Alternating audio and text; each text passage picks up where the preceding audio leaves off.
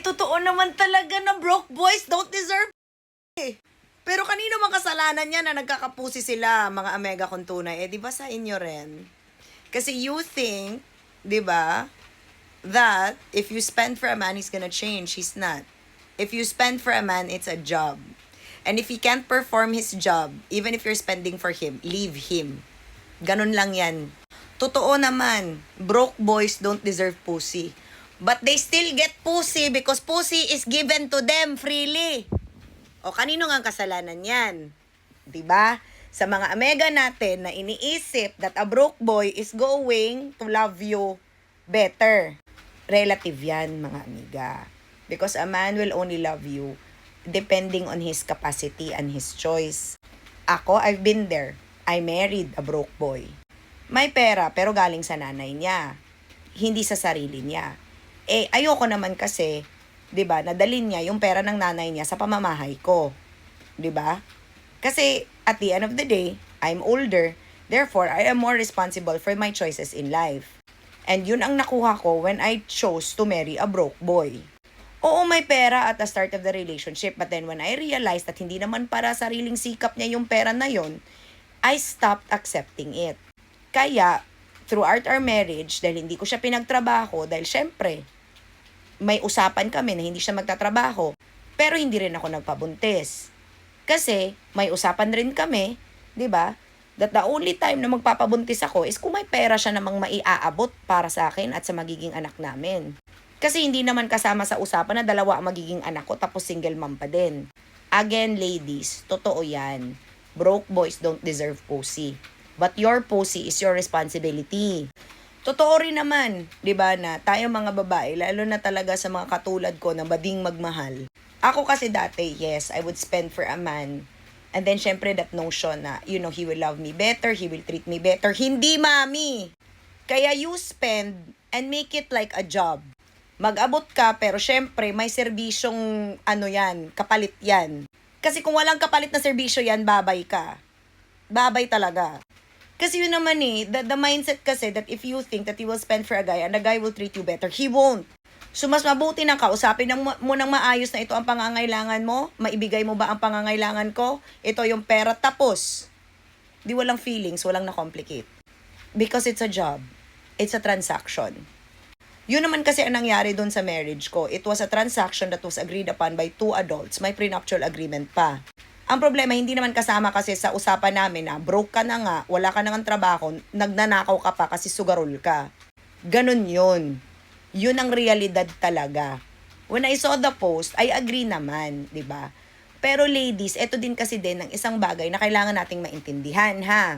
Broke boys already have fragile egos. Hindi na nila kailangang i-remind na broke sila, kung broke naman talaga sila. If you can't be nice, walk away. Kasi that's what I learned. The more we compete with men, the more we drive them away.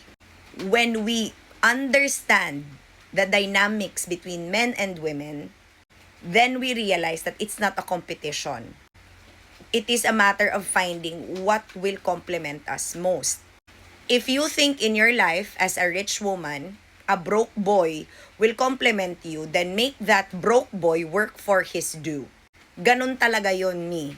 Because if you expect a broke boy to change his ways for you, it's up to him, it's not up to you. Ganun lang yon. Okay?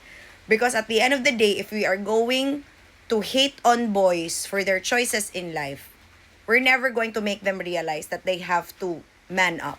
Because the realization to man up does not come from us. It comes from them. It comes from their decision to grow up.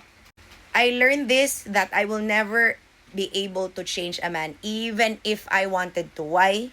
Because it's a personal decision. So when I realized that I no longer wanted to be married to a broke boy, I walked away.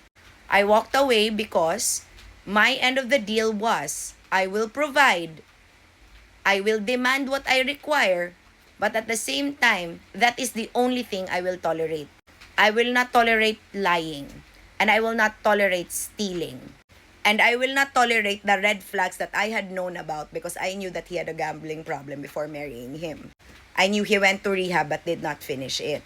And at the end of the day, we already talked about it na humingi ka, wag mong nakawin. Kasi minsan, yan naman din kasi ang nangyayari sa mga broke boys or men in general. They don't listen. And I also realized that if you don't listen, I won't force it. I will talk to you based on how I will deal with you. Ayoko nang magalit, ayoko maghurimentado, ayokong magnag. Siguro dahil I have come to that point in my life where I just want to be soft. I want to be feminine and I want a man that will lead.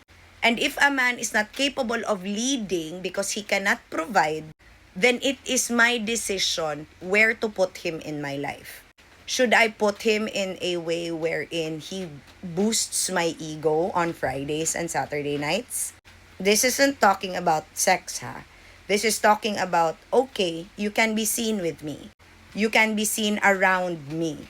But it doesn't mean I have a relationship with you. I have a friendship because, of course, it still requires mutual respect to be around me and in my circle. But to penalize a man or to put him in a space wherein you make him your either enemy or your competition, automatically you are going to receive hate from men. I'm not saying condone broke boys. No. But if you can't be nice to them, ignore them. Never demand for them to change or automatically work hard just to earn you if you're not the woman that they like. You have to also face it that he's just not that into you. I realized a while back that me having more money than the guys that I date or the guys that I allow in my life will also invite insecurity. And when I can't deal with a man's insecurity, I try to manage it. I have a conversation with him straight out. That's what happened at the beginning of my marriage. I had a good conversation with my ex. And I assumed at that time, as the broke boy in our relationship, that he would stand by his end of the transaction.